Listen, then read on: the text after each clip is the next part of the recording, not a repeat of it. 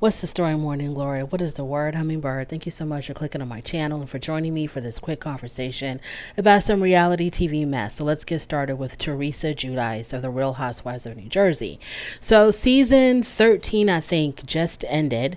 The reunion was explosive. It was explosive because Andy Cohen was so mad at the cast for not shutting up and letting each other talk or letting him talk. So the scenes with Louis and Teresa were, for me, very difficult to watch because I see Louis as just a manipulative con artist.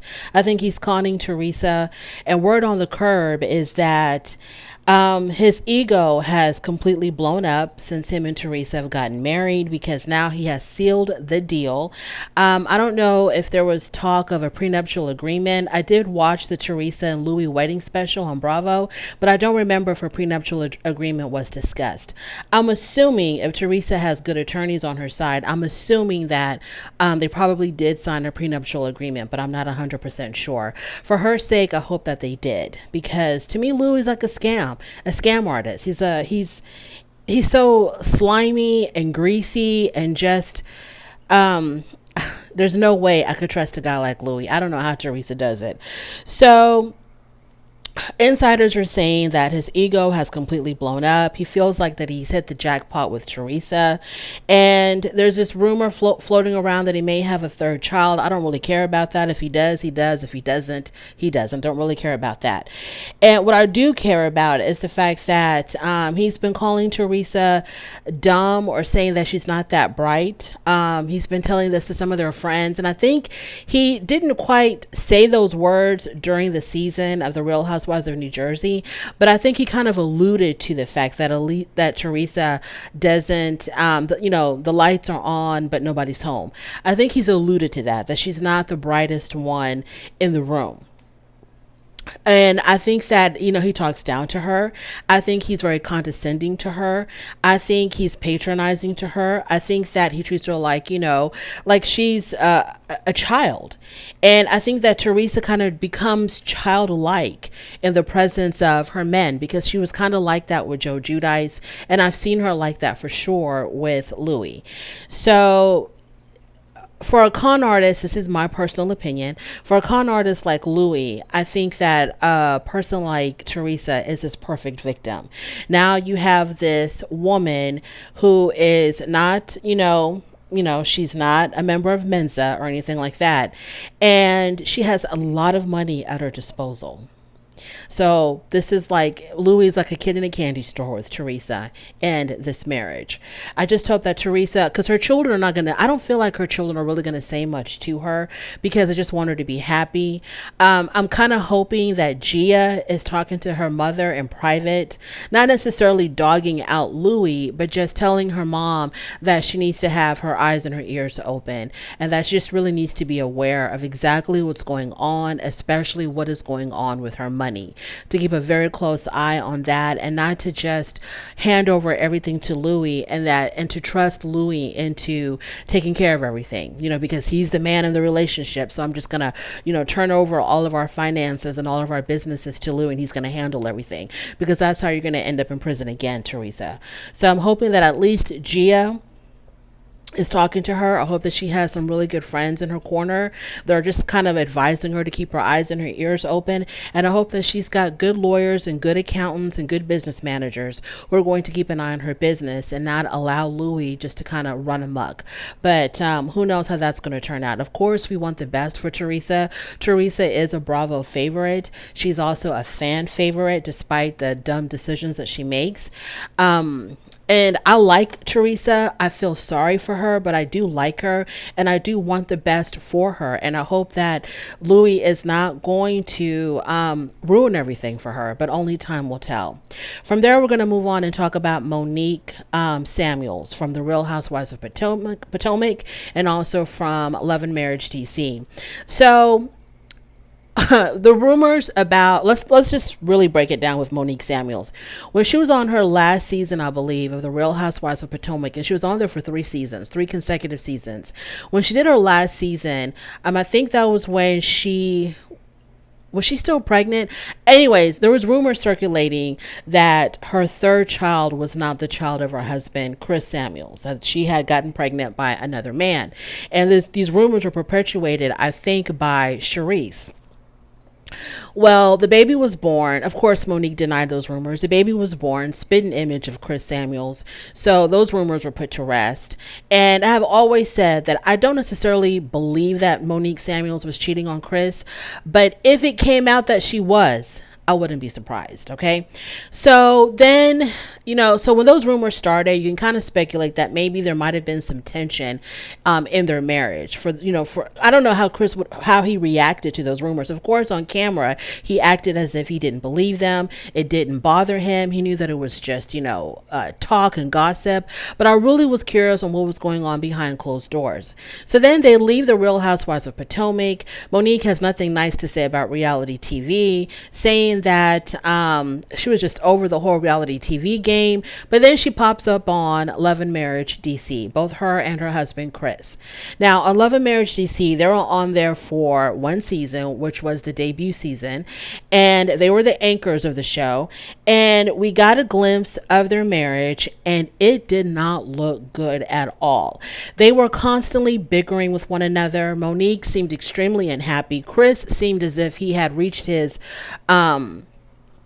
the end of his rope in trying to satisfy Monique, making sure that Monique was happy, because Monique was going through a change within herself.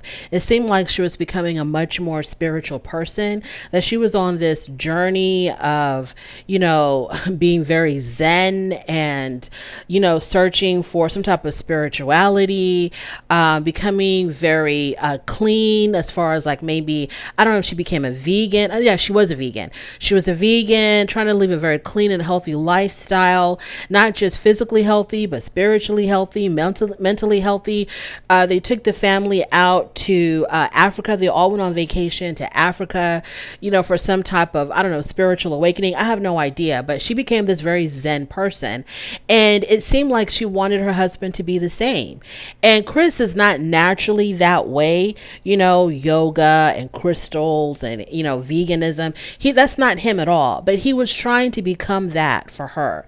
And no matter what he did, it seemed like she was never satisfied. This is from what I saw when I watched Love and Marriage DC, that no matter how hard Chris tried to make Monique happy, to be on her level of spirituality, she was never satisfied. He was never doing enough, because she wanted him to do these things naturally, to take on this new lifestyle naturally, to want to be this way, not just going through the motions to make her happy. And I think that's what really frustrated her, is that he really wasn't feeling it that way. He was just going through the motions just to make her happy.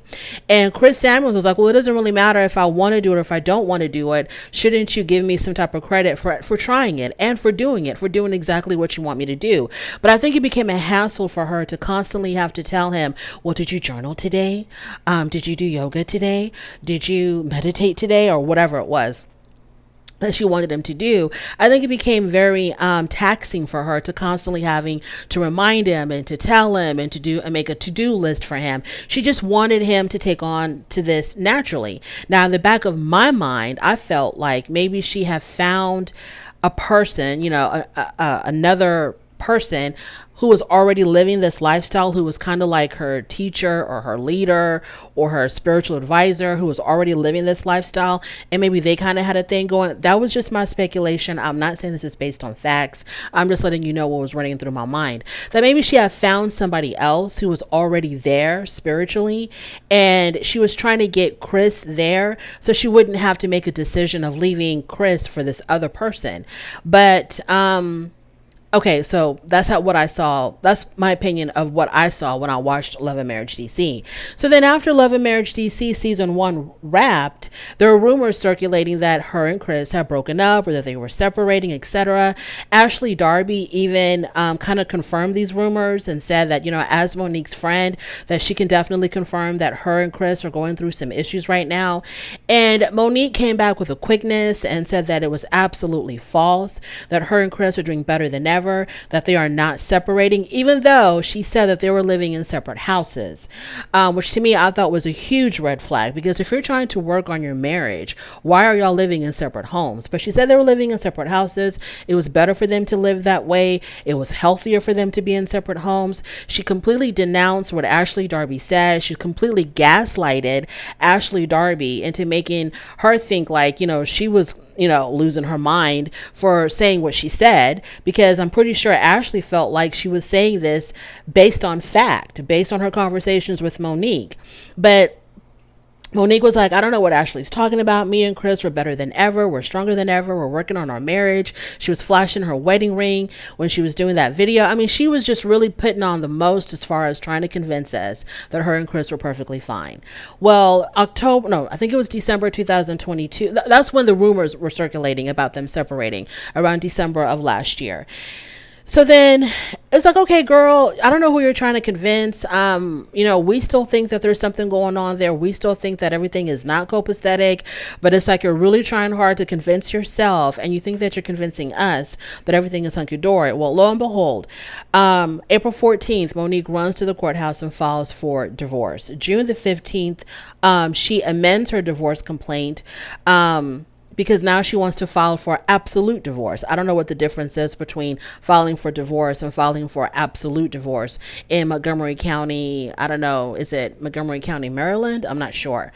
So neither party posted anything to commemorate their 11th year anniversary, which was on March the 3rd. They didn't commemorate Mother's Day or Father's Day. And reports are saying that Chris has even unfollowed Monique on Instagram, and also unfollowed her page for her business, which is Not for Lazy Moms, on Instagram. So she's filed for divorce now. I mean, for a long time, Monique was trying to convince us that we were crazy for thinking and speculating that there was trouble in paradise, that her and Chris were stronger than ever, but in fact, they were struggling, and now they have filed for divorce. Obviously, because there's children involved, I'm not happy about their marriage breaking up, because there's small kids involved. And I don't know what's going on. I don't know if it was the fact that Monique, was changing into this other person, and Chris was not, and maybe that was where the conflict started. She no longer accepted him for who he was, for the man that she married, because I feel like Chris has stayed the same throughout their marriage. And speaking of their marriage, side note, I feel like, this is just my personal opinion, that when they first got married, I feel like maybe Chris probably did have feelings for Monique, but I feel like Monique probably married him because it was a great opportunity to marry an athlete, NFL player, with this fat NFL retirement account, making all this money, whatever he was doing at the time. Of course, he was making money from the NFL. And then when he retired, he was still getting money from the NFL, also making new money from his new ventures, whatever they were. So I feel like when she got with him, she was like, oh, this is an athlete, a professional athlete making millions of dollars. I think it was an opportunity for her. I really do think that that's what it was. I don't know if there was a prenuptial agreement with them. I have no idea. And I don't know if she's just waiting for that 10-year mark in order to call it quits so that she can be entitled to receive some of his benefits. I have no idea. But I always felt sorry for Chris, because I saw Chris actually trying. And then I saw like Monique just was never happy. No matter what he did, it just wasn't good enough. Now, speaking of retirement accounts for athletes, let's move on to Larsa Pippen, the former wife of Scottie Pippen. So they had filed for divorce, and they were separated for a long time. And I think they had recently filed for divorce. I think the divorce is final. I'm not really sure. But the judge had recently ruled that Larsa Pippen is entitled to half of Scottie Pippen's retirement. So everything that accrued in his retirement fund from 1997 until 2016, half of that is hers. Not only is she going to be getting half of his retirement account, she's going to be getting it in a lump sum. And the judge had said that she's going to be getting it expeditiously, as soon as possible. We're not wasting any time. Give this woman her money. So, and she's currently dating. Now, this is always has just never sat right with me.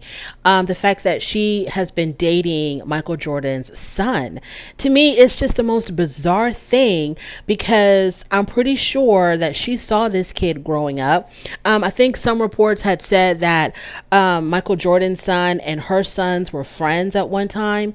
You know, they're around the same age. Both of their fathers are basketball legends. And so they were within the same circle. And now, you know, she's dating a kid that she actually saw grow up. And now she's like parading him around like she's won some kind of prize. And I understand that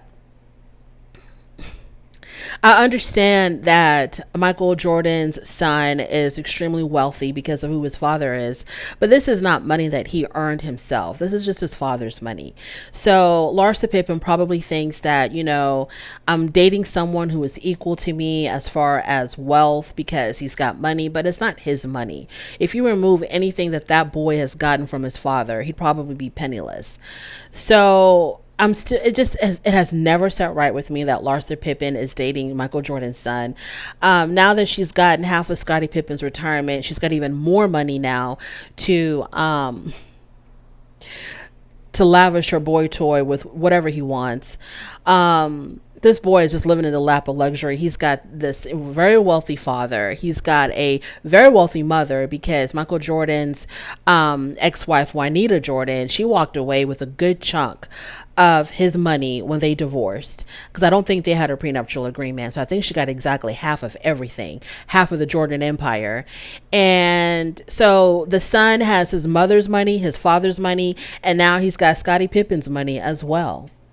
And I just really would like to have like an in-depth conversation with Larsa Pippen's children and ask them exactly, how do you feel about your mother dating one of your homeboys? It's just so bizarre. Out of all the men in the world, you know, and as beautiful as Larsa Pippen wants us to believe that she is, you could have any man in the world on God's green earth, from the North to the South Pole, from the East to the West Hemisphere. You could have any man on earth, but you decide to go with one of your kids' homeboys. Thank you so much for watching. I really do appreciate it. On your way out, please don't forget to rate the video. If you like this content, go ahead and subscribe, and I will definitely talk to you later. Bye.